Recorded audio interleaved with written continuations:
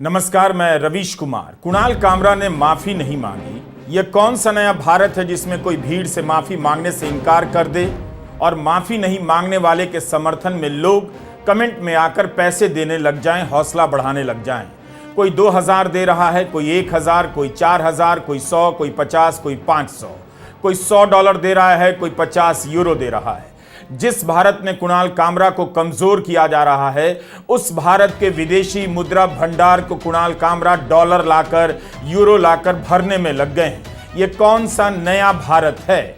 आज के वीडियो में हम उसे देखने का प्रयास करेंगे कि जिस भारत में कोई माफी मांगने से इनकार कर दे, वह भारत कैसा है, वह बंदा कैसा है।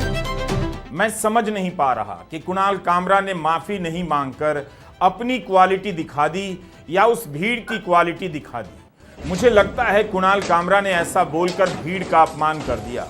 जिस भीड़ को लगता है कि कुणाल की कॉमेडी ने उसके नेता का अपमान कर दिया है, क्या कुणाल ने माफी नहीं मांगकर उस भीड़ का अपमान नहीं कर दिया? भीड़ का डबल अपमान नहीं सहेगा हिंदुस्तान।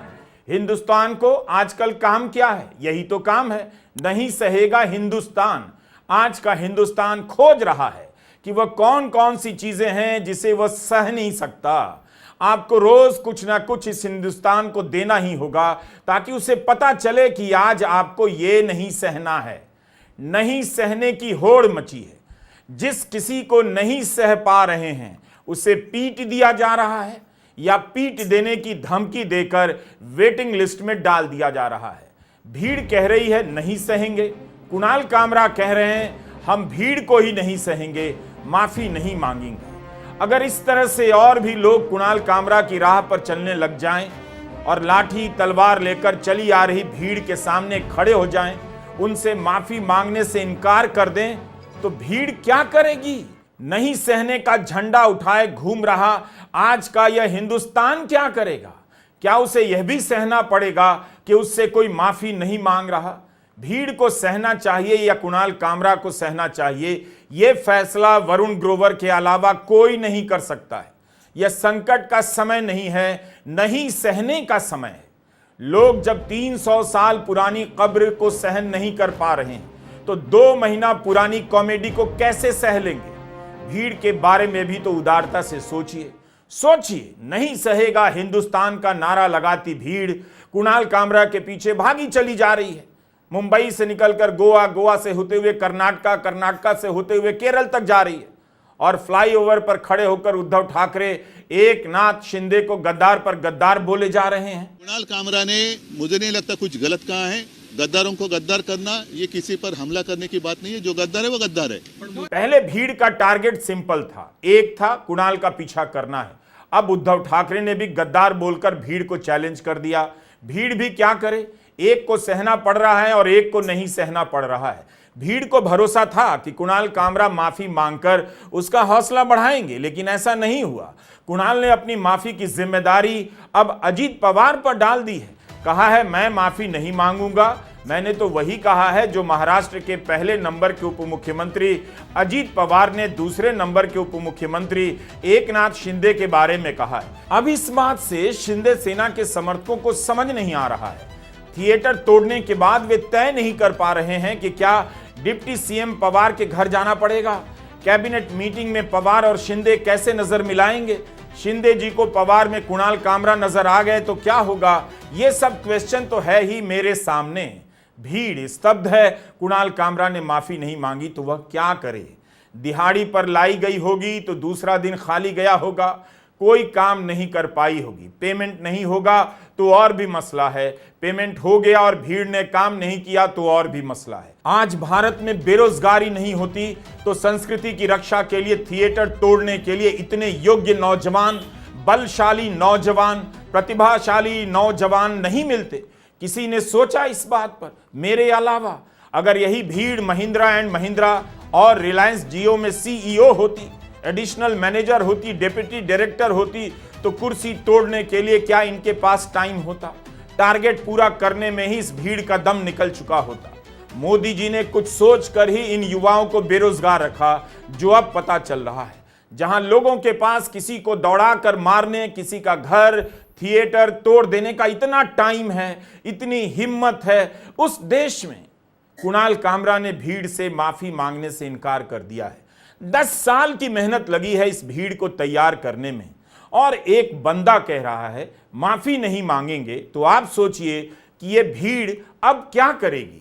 शिंदे शिवसेना के जो सांसद और विधायक कुणाल कामरा को पूरे भारत में दौड़ाकर मारने की बात कर रहे हैं, उन्हें पुलिस ने पकड़कर गेस्ट हाउस में बंद नहीं किया है कि सांसद जी, विधायक जी, नेताजी आप सड़क पर जाएंगे तो किसी को भी कुणाल कामरा समझकर पीट सकते हैं, इसलिए यहां बंद रहिए। सब कोई खुला घूम रहा है। उस कंट्री में कुणाल कामरा ने माफी मांगने से इनकार कर दिया है। आई थिंक 2016 में मुझे समझ में आया था, जब मैंने कॉमेडी कर रहा था 2-3 साल में, तब मैंने देखा कि ये जो हो रहा है इंडिया में कि कोई मतलब प्राइवेट कॉलेजेस में जो डोनेशन दे दे के बच्चे जाते हैं और उनके माँ बाप जेएनयू के छात्र को एंटी नेशनल बनाने लग जाए, तब सबको बोलने की ज़रूरत है। और तब मेरा था एक जोक था उमर और जो उसके साथी थे जेएनयू कांड में, जैसे अनिर्बान हो गया, कन्हैया हो गया, कि इनका कैंटीन में उधारी है, ये तुम्हारा क्या ले लेंगे। और आज भी मेरा इंडियन पुलिसिंग पे एक बहुत बड़ा सवाल है कि आप कभी पुलिसिंग कभी करोगे सर? आप तो अभी तक क्राइम रिपोर्ट कर रहे हो, अगर कॉन्स्पिरेसी हुई तो तब आप कहाँ थे? कुणाल कामरा ने अपने शो के आखिर में उमर खालिद की तस्वीर दिखाई और एक आखिरी पंक्ति भी लिखी हुई है। ओशो ने कहा था, जिंदगी वहां से शुरू होती है जहां से डर खत्म हो जाता है। जिस देश में उमर खालिद को बिना ट्रायल के 4 साल से भी अधिक समय से जमानत नहीं मिली है, उस देश में कुणाल कामरा ने माफी मांगने से इनकार कर दिया। जिस देश में जस्टिस इस्तीफा देकर बीजेपी से सांसद बन जाते हैं, उस देश में कुणाल कामरा ने माफी मांगने से इनकार कर दिया। जिस देश में चीफ जस्टिस के घर पर प्रधानमंत्री पूजा करने पहुंच जाते हैं, उस देश में कुणाल कामरा ने माफी मांगने से इनकार कर दिया है। जिस देश में चीफ जस्टिस भगवान से पूछकर फैसला देते हैं, उस देश में कुणाल कामरा ने बिना भगवान से पूछे माफी मांगने से इनकार कर दिया। जिस देश में भीड़ हर दिन तय कर रही है कि ईद पर मुसलमानों को क्या खाना चाहिए, कब खाना चाहिए, उस देश में भीड़ के सामने कुणाल कामरा ने माफी मांगने से इनकार कर दिया है। मैं एक हिंदू हूँ, इसीलिए यहाँ आया हूँ। मुसलमान होता तो सिर्फ फोटो में आता। ये बात सच है। यह उस भीड़ का अपमान है जो कभी मोदी मोदी किया करती थी, लेकिन इन दिनों अपने महानायक पर बहस छोड़कर 300 साल पीछे के मध्यकाल में चली गई है। वहां से नायक खोज कर ला रही है ताकि 300 साल पहले के बादशाहों को जवाब दिया जा सके। उस देश में कुणाल कामरा ने माफी मांगने से इनकार कर दिया है। जिस देश की भीड़ के पास खाने के लिए अनाज नहीं है, फ्री अनाज पर निर्भर है, उस देश की उस भीड़ से कुणाल कामरा ने माफी मांगने से इनकार कर दिया है। जो देश इस भीड़ को नौकरी नहीं दे सकता, लेकिन यह भीड़ उस देश को इतिहास बोध दे रही है, उसके शानदार इतिहास और योगदान के सामने कुणाल कामरा ने माफी मांगने से इनकार कर दिया।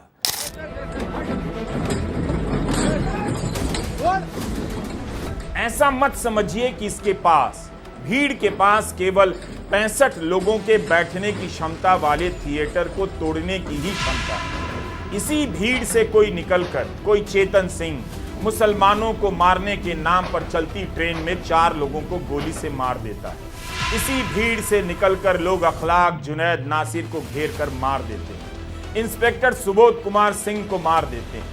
उस देश में कुणाल कामरा ने कह दिया, भीड़ के सामने माफी नहीं मांगी। फरीदाबाद आर्यन नाम के एक युवा को गोली मार दी गई क्योंकि उस पर शक था कि गौ तस्करी कर रहा है। उस देश में कुणाल कामरा ने माफी मांगने से इनकार किया। चरखी दादरी में सोहित, मोहित, रविंदर, कमलजीत मिलकर साबिर को मार देते हैं। उस देश की भीड़ के सामने कुणाल कामरा ने माफी मांगने से इनकार कर दिया है। जिस देश में राकेश, हरिओम सहित 10 लोगों ने कासिम की हत्या कर दी, उस देश में कुणाल कामरा ने माफी मांगने से इनकार कर दिया है। हिंदू राष्ट्र बनाने निकली इस भीड़ का सांस्कृतिक पतन नहीं है तो और क्या है। कहां तो इस भीड़ को दिन रात सड़कों पर संस्कृति की रक्षा करनी चाहिए थी, लेकिन वह यूट्यूब में जाकर कुणाल कामरा की कॉमेडी देख रही है। कॉमेडी में से अपने अपमान निकालकर बदला लेने निकल जा रही है। मोदी जी की राजनीति ने भीड़ को इतना बेकार कर दिया।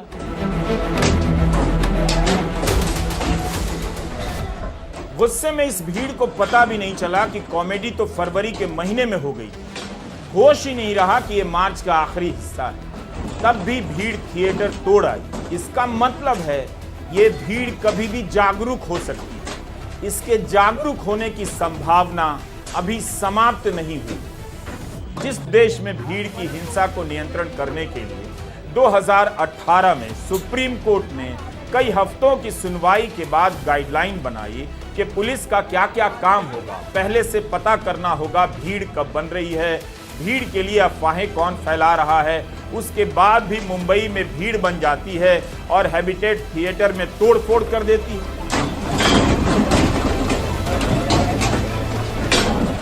भीड़ को सुप्रीम कोर्ट के आदेश की परवाह नहीं, यह बात तो समझ में आती है, लेकिन पुलिस को भी परवाह नहीं, यह भी दिखाई दे गया। पुलिस हैबिटेट थिएटर के बाहर खड़ी देखती रह गई और भीड़ अपना काम कर गई।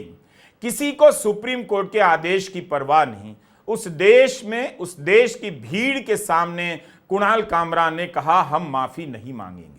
जिस देश में गोली मारने का नारा लगाने वाले सांसद को प्रधानमंत्री मोदी राज्य मंत्री से कैबिनेट मंत्री बना देते हैं, जनता उनमें से एक को वोट देती है, उस देश में कुणाल कामरा को इन गोली मारने वालों से डर नहीं लगता।